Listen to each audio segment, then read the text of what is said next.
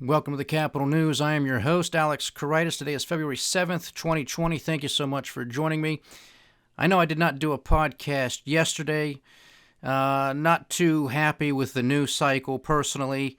Not too happy with the comments from President Trump. We're going to talk about that. The title of today's podcast is And Now We Know. And that is that is what we're talking about when we're talking here with President Trump, his remarks. We're going to get to that, but first I do want to talk about some of the economic news, some of the market performance today, because today was first Friday of the month of February, which means it was the jobs report. And recall earlier in the week, President Trump, Thunder Thumbs, tweeted out, I believe it was either on Monday or Tuesday, I want to say Tuesday, jobs, jobs, jobs. Typically, he will text that or tweet that out on Friday following a strong jobs report. But he didn't do that. He did that much earlier in the week, well before the numbers were known to the public. Did the president know something before the rest of us? What was he doing? Interesting question, isn't it? Because he should not be giving out that information. Jobs report did beat expectations. It was a print of 225,000 for the month of January, largely beating expectations as noted. About 19,000 of those jobs were government employees, and there was a 12,000 job loss in the manufacturing sector. So just a couple days ago on Tuesday, the State of the Union address, the president told us, behold, we are in the midst of a blue-collar jobs boom. Well, not much. Not much when it comes to manufacturing. This is the third month out of the last four where manufacturing has declined. And again, for the month of January, manufacturing declined by 12,000 jobs. Don't forget also, folks, and we've been talking about this for months, that the BLS, the Bureau of Labor Statistics out of the Department of Labor, was going to print in this jobs report for the month of January 2020 that came out today. They were going to give us their revisions. And we knew early on that this number was going to be about 500,000 jobs. 500,000 fewer jobs than what was previously reported. Okay, so much for your jobs boom. When there was a correction of 514,000 jobs. Do the math. Divide that by 12 months.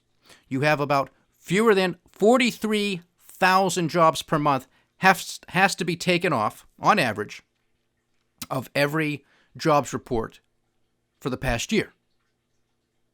That's not insignificant. That is a sizable number. We also have the unemployment rate ticking up slightly to 3.6% from 3.5%. Okay, so a little bit there. You had some decent wage growth, about 3.1%. But you also have a continuing jobless claim that is continuing higher. This is in positive territory on a year-over-year change basis. And this is something that we have not seen really since the financial crisis. Now, another semi-positive in this jobs report is the participation rate, and we were talking about that recently this week as well. The participation rate also ticked up slightly, but now that puts us back to where we were in 2013, I believe it was. So that's a good thing. But you have to understand, in the context of the participation rate, we've been in this range since the financial crisis. So to talk about Obama being a great jobs creator or Trump being the best jobs president ever, it's a bunch of nonsense. It's complete nonsense. But that's what they want you to believe. The Democrats want you to believe that Barack Obama was this great jobs president. And of course, President Trump and the Republicans want you to think that he's the best thing since sliced bread. Both not true. But who cares, right? I talk about Peter Schiff here every once in a while. He has a a podcast. He's an investor. You'll catch him on some of the media outlets every once in a while. And I follow him on Twitter, and he always has something witty to say or something on politics. He's very libertarian-minded on the markets, etc., etc. And here's a couple of his tweets today that I thought was worth mentioning, and it goes to what I just said. While December's jobs gain of 225,000 beat estimates, manufacturing lost 12,000 jobs, the third month out of 4. Downward revisions to 2018 gains of 370,000. That's just for 2018. Trump's 3-year average annual job gains to just 2.1 million. Okay? Trump's 3-year average annual job gains, 2.1 million. 2.35 million jobs were added during Obama's last year. So, pop quiz, what's bigger, 2.35 million or 2.1? 2.35 is, okay? And that was under Obama. His last 3 years versus Trump's first 3, okay? And we're still going to be awaiting further revisions, which are most likely going to be, unfortunately, to the downside. So again, I've brought this example up here to this audience many times before. If I just gave you data, one side of the sheet I give you all these numbers, and on the other side of the sheet I give you another, and I say, which one's better, and is it associated with Trump or Obama? You're going to think most of those better numbers are associated with Trump, when in fact they're going to go in the corner of President Obama. You want to play this game with statistics? We can do it all day long. All right? The difference between the Obama administration versus the Trump administration is that Trump brags about everything. He markets and sells. Doesn't care if it's a defective product, doesn't care if it doesn't work at all, it's crap, doesn't care. He's going to sell it, and it's going to be the best thing ever. All right? That's how he operates. I'm trying to cut through all of the BS, and that's almost a full-time job in and of itself. Here's another little interesting fact, again noted by Peter Schiff. Basically in line with the same thing, but just giving it another context. The average annual job creation during the last 3 years of Obama's administration was 2.69 million. Job creation during the first 3 years of Trump's averaged 2.17. Job creation is 19.5% lower. 19.5% lower under Trump than Obama. In fact, Trump's best year is lower than Obama's worst. All right, so again, you can play these games all day long. All I'm trying to tell everybody is look beneath the hood. Lift the hood. Don't just pay attention to the headline. All right, hopefully this audience knows better by now. We have German industrial output falling the most in 11 years. What took place 11 years ago? Oh, let's think for a second. Oh, that's right. We were in the midst of the great financial crisis. Interesting. Great times.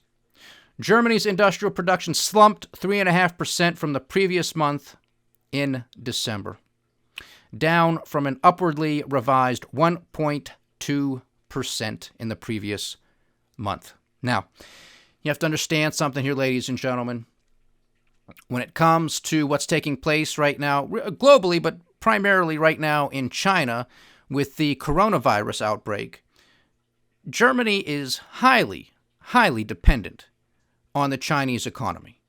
They send a lot of their products into China. They send a massive amount of their automobiles and many, many other products into China. China is on lockdown, which is why it becomes a head-scratcher at first glance as to why the markets globally are not selling off, because the world's second largest economy is basically shut down. It has been shut down for the past couple of weeks. It is likely going to continue to be shut down for the next couple, at a minimum. And I think it could get worse, because I do happen to believe that this coronavirus could prove to be the real deal. I hope I am wrong, but I have a feeling that this is going to be a lot worse before it gets better. There is no ifs, ands, or buts that the Chinese Communist Party, that they are underreporting. This is a function of two things, I believe. One, they lack an adequate amount of testing kits to properly confirm whether or not somebody is suffering or has contracted the coronavirus. And two, that the Chinese Communist Party are a bunch of liars, and they are not going to admit to everybody what the actual figures are. The only time, if and when that will happen, is if this thing truly is the real deal and the cat's out of the bag and they can no longer hide or run from it. You also notice that this coronavirus has spread now to 25 countries, and you'll notice that there has not been any, at least not at this hour, any confirmed cases in Africa. This is a function of test kits not being readily available in African nations. So it's quite possible that there are people in Africa who have contracted this virus. Time will tell. Again, I hope that's not the case, but you have to understand what China has been doing over the course of the past couple of decades, really the last decade very aggressively, is they have taken a very aggressive stance in African nations, trying to mine their precious metals, their resources, their minerals, what have you. And of course, there are a lot of Chinese people in Africa doing this work. Likewise, there are a lot of Africans who have traveled to China for education and for other reasons. And what do you think is going to happen? Everywhere else, basically, where you've had travel, you have seen the coronavirus. Again, one of the reasons we're not likely seeing it in Africa at this stage is because they lack the healthcare infrastructure and those testing kits en masse. Now, I hope I'm wrong that the coronavirus has not made its way there, but do not be surprised if we start to see numbers ticking up there as well. There's also a handful of commercial cruise liners for vacationers. I'm sure you've seen this in the news, where they are also quarantined. There's about, I think, 3, 4, maybe 5 of them over the past couple of weeks that have been quarantined. And we have seen passengers, at least a couple of them, who have contracted the virus. And every time that health officials find another individual who has contracted the coronavirus, it is going to prolong the quarantine duration that much longer. It basically starts the clock all over again. They have their protocols for reasons to keep people safe, to do their best to quarantine the virus. So they're going to stick to protocol. They're going to stick to the script. So if it's found, they're going to say, okay, we start the clock all over again until this thing is eradicated or we know everybody else is safe to get off the boat. Okay? For those who are on the boats, I'm sure it is not any fun, but that's the protocol. So let's talk about some of the market data here, because you would think on the back of such fantastic jobs report numbers that the markets would have taken off today. Because, I mean, why not? They take off when there's a global pandemic in the midst. They take off when there could be a war in the Middle East. Why would they sell off today? Because that's what they did. You have the Dow Jones Industrial Average giving back about 1% for the day, down 279 points. The S&P gave back 0.5%, losing 18 points. The NASDAQ 100 gave back about 0.5% as well, down 44 points.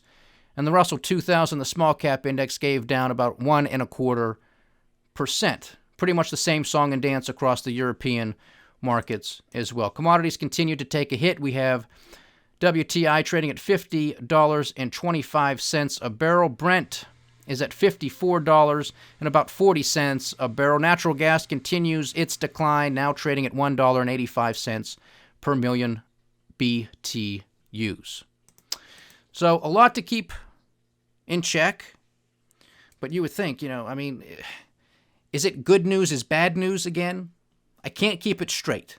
Sometimes bad news is good news, right? Because that means the Federal Reserve is going to come to the rescue. I mean, have they stopped? They're still throwing in tens of billions of dollars on an overnight basis. They have not stopped doing that. So bad news, good news, good news, good news, good news, bad news now. I don't know. Because it's good news, bad news, because, well, now the Federal Reserve's not going to cut interest rates again. I'm sure they will. I imagine that they will. I mean, the expansion of the balance sheet is de facto interest rate cuts, right? We talked about this last year many, many times, except last year it was somewhat in reverse because they were hiking rates and all that type of stuff, right? 2018 and 2019, that type of stuff. And we said you got to pay attention to what's going on here because the decrease in the size of the Federal Reserve's balance sheet is a de facto interest rate hike in and of itself. after so many billions of dollars, right? The same thing is true in reverse with the expansion of the balance sheet, and we have seen the balance sheet of the Federal Reserve skyrocket over the past several months with no end in sight, and it's basically a one-to-one correlation with what takes place on the Federal Reserve's balance sheet and how the stock market averages behave in the course of that time. It's basically one-to-one. It is bought for by the Federal Reserve, and it's going to be paid for by all of us in one form or another. We're getting it through inflation, which is a hidden tax that nobody approves, and you're going to get it when this bubble bursts, because most people are not going to have a chair when the music stops. Okay? You can have a lot of people on Twitter, you can have a lot of people on the financial mainstream media, and even the basic mainstream media talking about how 401ks are doing well, everybody's up, but you're going to tell people when to sell. You're going to tell them when this thing is going to burst, because it will. It always does. This time is not different, except maybe we have more idiots at the helm. Maybe that is the only difference. And if you think that is going to be the saving grace, there's something wrong with you. All right, so that's some of the market performance. Jobs report. I do want to talk a little bit more in depth on the jobs report. Another site that I'll go to every once in a while is shadowstats.com. This is basically giving some alternative data. There's an economist who runs the site, basically calculates government statistics the way they used to be calculated back in the 1990s, and even some going as far back as the 1980s. Because, of course, and we talk about this here all the time too, the government changes the calculations from time to time on how it gives out its own statistics. And why do you think it does that? To make itself look better, of course. Okay, so that's why when they tell us, oh, inflation is only, 1.8%, 2%, we say, not even close. Not even close. And if you go to a site like this, shadowstats.com, and you look at their alternatives for the 1990s and 1980s of how it used to be calculated, you're close to double digits. You're close to double digits. And when you understand the price of housing and education and automobiles and medical care, it makes a lot more sense, doesn't it? But here's some of his remarks in regards to the jobs report. Weaker benchmark revised payrolls promise a downside GDP revision. Benchmarking eliminated 514,000 jobs as of March 31st, 2019, wiping out 20% of the prior year's growth. The 50-year record low unemployment of 3.5% is no more. January 2020 headline U3, that is the headline number, jumped to 3.58%, being reported as 3.6. The broader figure of U6 and Shadow Stats alternative jumped by 0.2%. Let's see, what else did he note here? Continuation there. Pretty much the same. That's pretty much what he was talking about. I mean, this is what we know. Oh, here we go. This is something that's, I think, worth mentioning too. The biggest benchmarking hits were to the retail trade and leisure and hospitality sectors, basically retail sales, showing retail employment contracting year to year for 32 straight months. You heard that correctly, contracting year to year for 32 straight months. It's almost 3 years, with major implications for downside revisions to retail sales and to GDP. No surprise here, folks. We talk about this. We've been talking about this for a year, since this podcast has been online. It's almost a year. I think in a couple of weeks it'll be our 1-year anniversary already. I'm going to have to check the tape as to when the first one was, but it's coming up on a year already. We've been talking about this stuff since day one, and they keep kicking the can further and further down the road with the tax cuts, which are causing trillion-dollar deficits. And if you're monitoring the month-to-month deficit already that we're experiencing, we are already well on track to hit another $1 trillion deficit, and I assure you it will be larger than $1 trillion this year. Okay? I don't know where the Republican Party is. They have been completely hijacked by Donald Trump. Completely hijacked. Completely. The title of today's podcast, as I said at the top of this show, And Now We Know, and that is in relation to Donald Trump and his hit list, basically, because he gave it to us the other day from the White House. All right, he had the National Prayer Breakfast, but before I get to that, because the podcast I did on Wednesday was 45 acquitted, what next, right? Because that's what we were talking about. How is the president going to take his acquittal? Is he going to rise to the occasion to say basically enough is enough, the country has to come together, the rhetoric has to be toned down on all sides, I have to take responsibility for my actions? Something. Will he do that? Will he rise to the occasion? I was hoping he would, but I was not holding my breath. And good thing, because I would have passed out. Because he didn't rise to the occasion. And more he continues to not rise to the occasion. So he's at the National Prayer Breakfast. Nancy Pelosi's there. I'm sure many of you have seen some of these clips. Donald Trump even talked about this during his, I don't even know what you call it, press conference, mini campaign rally within the White House, talking about his acquittal. But, you're at the National Prayer Breakfast, calling out Nancy Pelosi and Senator Mitt Romney. I don't believe he did it by name, but you knew that's who he was talking about. Calling out their faith.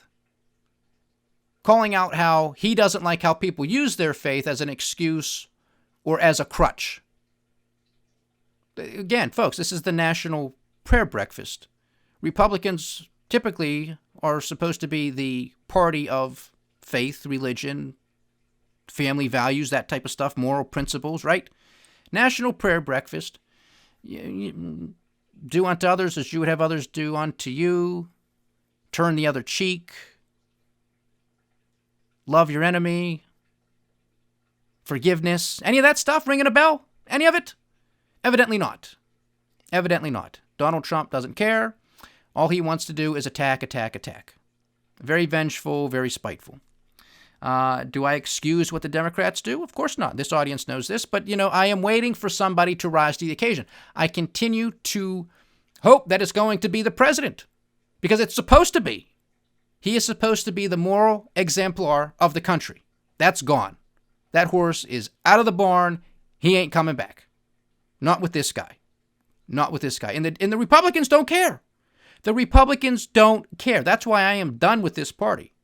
Trillion-dollar deficits, trade wars, bigger trade deficits, bailouts to the farmers, farmer bankruptcies, calling on the Federal Reserve to print more money, quantitative easing, negative interest rates.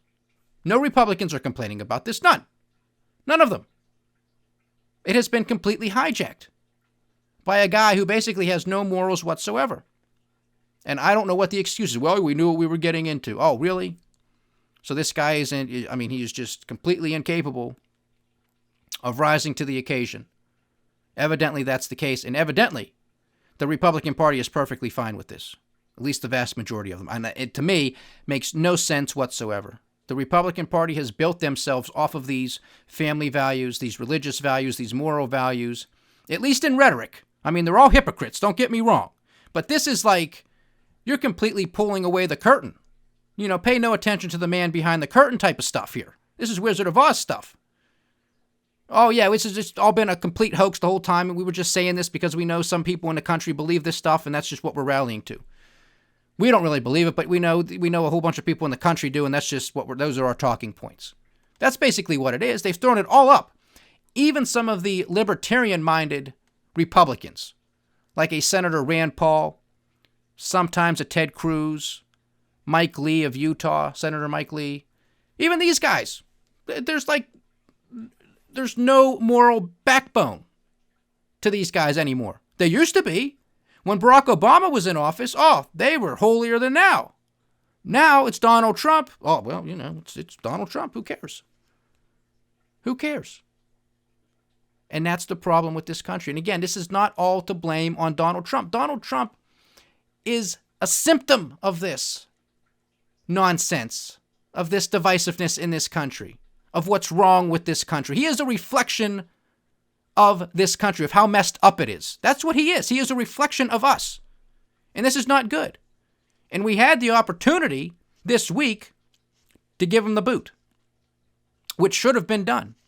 because he abused his power, which is an impeachable offense. He obstructed Congress, which is an impeachable offense. Ran roughshod over everything. And did he come out? Was he contrite? Was he humble after this experience? Hell no, not even close. He didn't even have really prepared remarks. The only remarks that he had that seemed to be prepared was just a list of names of people that he was congratulating for remaining 100% loyal to him. Anybody who is against him is the enemy. It's his enemy. It's the resistance. It's the enemy of the people. Fake news. Fake news. The media is the enemy of the people. You know who talks like this in these types of terms? Autocrats, dictators, tyrants, demagogues, cult leaders. Don't believe me? Look it up. Look it up. I'm sure you can find a million videos on YouTube or any other type of platform that hosts these types of things. You can find them. This is how these types of people in world history talk. You're either with me or you are against me. Today, Donald Trump even went after Democratic Senator from West Virginia, Joe Manchin. President Trump and Joe Manchin have worked on a lot of things together. Clearly, West Virginia, coal country, is a big red state. Donald Trump, won that state by a landslide. No surprise. He has done obviously very, very little for the state of West Virginia and very little for coal miners in general. Well, Joe Manchin was somebody who might have been on the fence because of his constituents in the state of West Virginia, that maybe Joe Manchin was going to be somebody who crossed the line and said, he's not guilty. He's not guilty. But that wasn't the case. Joe Manchin stuck with the Democratic Party, so to speak, and said guilty on both articles. The Article 1 on the abuse of power and Article 2, guilty, obstruction of Congress. Well, Donald Trump makes comment of this today in a tweet and basically says that Senator Manchin is a stooge. He is a puppet for Nancy Pelosi and Chuck Schumer. You're either with him 100% or you are his enemy. That is not how you unite a country that is divided. This is extremely petty, extremely thin-skinned, and extremely poor leadership. And I, for one, am sick and tired of it, and I'm sure this audience knows that I am. The question is, are you? Or are you fine with this type of action continuing? Especially to the Republican friends out there who have always said you have a moral code, that you want to act Christianly, that you believe in small, limited government. This government has trillion-dollar deficits again. In an economy that is allegedly booming. We have trade wars. We have bailouts. You okay with this? We have funny money propping up markets. Is this what the Republican Party stands for? There is no price discovery in the markets. Price discovery means free markets. There is none. So I would like to know what the Republican Party stands for. I would like to know. Because what Donald Trump talks about and what those policies have been implemented, and their subsequent consequences and implications, everything about them, are not in agreement with what the Republican Conservative Party has been about for decades, at least in rhetoric. At least in rhetoric. So I would like to know from you how you can square this circle. Because I can't. I'm not a Democrat. I'm not a Republican. I'm a libertarian.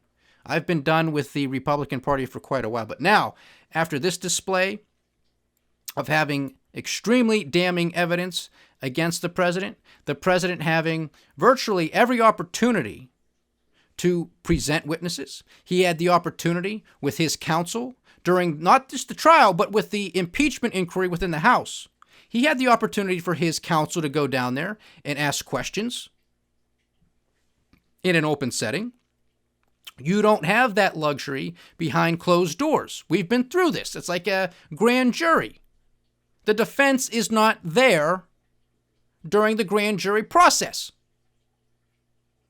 But when you were in the Judiciary Committee and you had some of those witnesses there, the White House got a letter. It was an invitation. They could have came down. They refused. They refused twice, actually. They refused twice. They could have called some witnesses, and they could have came down and questioned them. They refused on both occasions. And then they have their White House counsel down there on the floor of the U.S. Senate claiming, we were never invited. We couldn't come down here. It was in the cellar, in the blackout room, in the basement of the Capitol building. We weren't allowed. Republicans weren't allowed down there, which was a total lie, complete lie. There was like 48 Republicans who were a part of those questioning sessions. So it was just a bunch of lying, time after time after time after time. All lies. All lies. And even the White House counsel was making an argument as to why there should be further witnesses and documentation entered into the record during the U.S. Senate trial. But that's not what happened, because you're either with Donald Trump 100% or you are his enemy. And that's it. And he rattled off the names in the White House, in the East Room, which again, I don't know what you call it. Was it a press conference? It wasn't really a formal statement because he was rambling like he does for almost an hour. It was disgraceful as far as I'm concerned. Beneath the office of the presidency. Enough's enough. Enough's enough. I mean, I'm not happy with the fact that the Democrats have gone after this guy for 3 years. On some cases, it was unwarranted, and in some cases, it was warranted. It was. Trump does this stuff to himself. A couple people got fired today, or let go. I don't know what word the White House wants to use, but they were gone. Lieutenant Colonel Vindman and his twin brother are relieved of duty, if you will, from the National Security Council, and Ambassador Sondland, the one who stated that, yes, there was a quid pro quo when it came to a White House meeting, and the Ukrainian president having to announce an investigation into the Bidens. He's gone as well. Well, they were discussed. They were talked about the other day. They're gone. Is this a surprise? Not at all. Not at all. Now, do they serve at the pleasure of the president? Of course. Of course they do. But why didn't he get rid of them before? Wouldn't have looked too good politically speaking, would it? Nah. So, I mean, and this is what concerns me. This is what concerns me. Because you've had some of these stupid Republican senators who used as their justification to acquit him as, oh, well, he'll learn his lesson. Has he? Has he just created a hit list of the people he's going to go after? And here's something else that we've been talking about here for quite a while, too, and it goes to the word of credibility, because the president alluded to this again, that there are people within the government, particularly within the Justice Department, Attorney General Bill Barr, who are looking into perhaps some malfeasance, some bad doings, right? Some wrongdoings of some people within the quote-unquote deep state. And we'll see. We'll see what happens. We've been told this for 3 years, and nothing has happened. Nothing has come out of it. One report after the next, after the next. Even Rudy Giuliani, who was not mentioned at all by Donald Trump during his hour ramble session, was not mentioned. But guess what? Don't you recall a few months ago, Rudy Giuliani was back over in Ukraine, even in the midst of all of this impeachment inquiry. He was over there. Oh, I'm coming back. I'm coming back. I'm going to write a report, about a 20-page report. I'm going to turn it over to the White House. I'm going to turn it over to the Republicans in Congress. Where's that report? Where's all of this damning information that was supposed to basically have him dead to rights? I guess the deep state and or the Democrats. Where is this report? Has anybody seen it? I haven't seen it. Whole bunch of exculpatory evidence to clear his client, the President of the United States. Where was it? Where is it? You know, we continue to get jerked around on this too, right? It's the deep state. These are his enemies. Yep, this is the resistance. His son, Donnie Jr., is out there tweeting all the time too. It's the resistance. Mitt Romney's the resistance. Again, you're either for the Trumps 100% or you are their enemies. You are the resistance. That's not how it works in this country. You can have a disagreement. You can agree with somebody 50% of the time, 60% of the time, 80% of the time, and you can disagree with them that extra 20, right? Not in Trump world. He even made claim, because there were some Republican senators who came out and stated, well, what the president did was wrong, but it's not impeachable. We're not going to remove him because of this. Trump didn't even like that. He even had to make a comment on that. He said, some senators came out and they said this, that it wasn't the right thing, but, I understand they had to do that for political reasons perhaps, but they're wrong. That's what he said. They're wrong. Because in his mind, he did absolutely nothing wrong. It was a perfect phone call. And it has very little, ladies and gentlemen, to do with this phone call, which was far from perfect. He wants to continue to distract you that it was the phone call and the subsequent transcript or quasi-transcript that he released of that phone call, which again was not perfect. That phone call, that transcript in and of itself was not an impeachable offense, but the investigation that dug up all of the information that led up to that phone call, because I've stated here many, many times since the beginning of this thing, this phone call was not spontaneous. It was not impromptu. It was not, hey, get Zelensky on the phone, I want to talk to him. There was a lot of behind-the-scenes work that led up to this phone call, and those actions were impeachable. They were an abuse of power, which ended up leading to an obstruction of Congress because he knew he got caught and he wasn't giving up any information at all. And I imagine at some point more information will come out. And what are these Republicans going to say? What are they going to say? What are they going to do? What are they going to do when maybe, just maybe, there is a very damning report that comes out of the Justice Department and half the country isn't going to believe it because Donald Trump lies. He lies all the time. His credibility is completely shot. So who's going to believe it? They're going to believe the argument now is going to be from the Democrats, if this takes place, that the president, has weaponized the Justice Department to go after his political enemies. That is going to be the exact argument. And half the country will buy into it, regardless of what type of information comes out. As opposed to perhaps the entirety of the country. Why? Because the president lies. He has no credibility. He has no credibility. And the same thing can be said basically for the Democrats too. They shot themselves in the foot with the whole Mueller investigation and the Russia crap. They lost their credibility. They were the little boy who cried wolf too many times too. And then when this impeachment stuff comes around, Trump just says it's a hoax. It's a continuation of the witch hunt. Nothing to see here. Read the transcript. Perfect call. That's it. And you mix that in with spineless weasel Republicans, you get an acquittal. Magic potion works every time. Donald Trump's acquitted. Now we're going to see what happens. But I think we now know.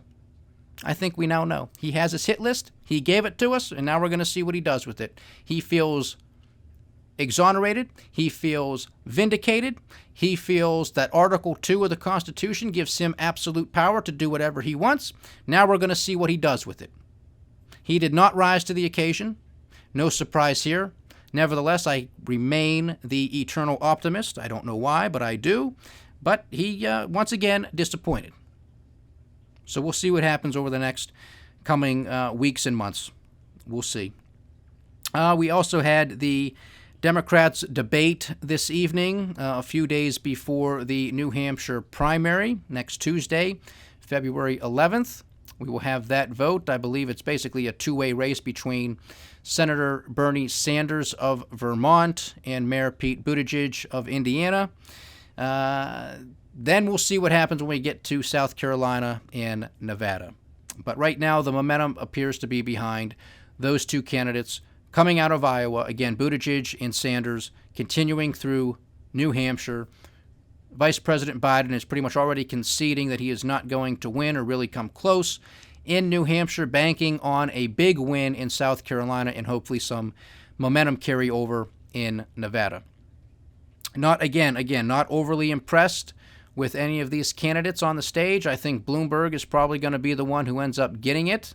They can hoot and holler all they want and complain and say that, it's not fair for a billionaire to buy the election. He's not buying the election. That's a very insulting thing to say. It is.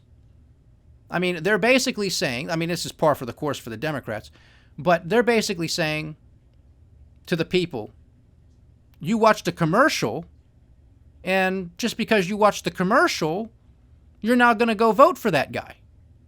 I mean, that's nonsense, because that's what they're saying. They're saying he's buying the election. How? People still have to vote for him just because he has commercials? Oh, my goodness. Like Elizabeth Warren doesn't have commercials? Like Bernie Sanders doesn't have commercials? Give me a break. Give me a break. It's completely insulting to the public for them not to be able to look through the facts, listen to these candidates, and for the candidates on the stage to pretend that Bloomberg isn't in a tour bus, that he isn't on the ground, shaking hands, kissing babies, going to one diner after the next, eating breakfast, okay? He's doing all that stuff. He just happens to have a lot of money. So what? He's self-made, completely self-made. It's an interesting story. And I think it would be one hell of a race between Bloomberg and Donald Trump. I really do. And I think Bloomberg can take him. I still think Donald Trump, at least at this juncture, is still going to win re-election, but time will tell. But I do think Bloomberg has a legitimate chance to beat him. It'll be interesting to see what takes place. We're a long ways away from the convention. Who knows? I mean, if Bernie Sanders somehow pulls off getting the nomination, will Bloomberg run third party, or vice versa? If Bloomberg gets the nomination, will Sanders say, screw it this time, I'm not taking a back seat. I learned my lesson 4 years ago. I'm running third party. Is there going to be 3 yoo-hoos up there on the stage? Who knows? Who knows? It'll make for good TV, I guess, if that takes place. But it's just a wild, wild world out there. But it is the weekend. I'm going to sign off here. I don't know if I'll do a week ahead segment or not. It's going to depend on the news cycle that takes place over the weekend. I have a funny feeling that something's going to take place over the weekend, which is not usually a good thing. But I hope I'm wrong about that. I think it'll be in regards to something Middle East related and or the coronavirus, something of those two things I'm feeling. I hope that's not the case, but we'll see. If it is, I'll do a week ahead segment. If not, you'll catch me back here on Monday. Enjoy your weekend nonetheless. Stay diversified, stay vigilant, and stay with the Capital News. I am Alex Kritis. Godspeed.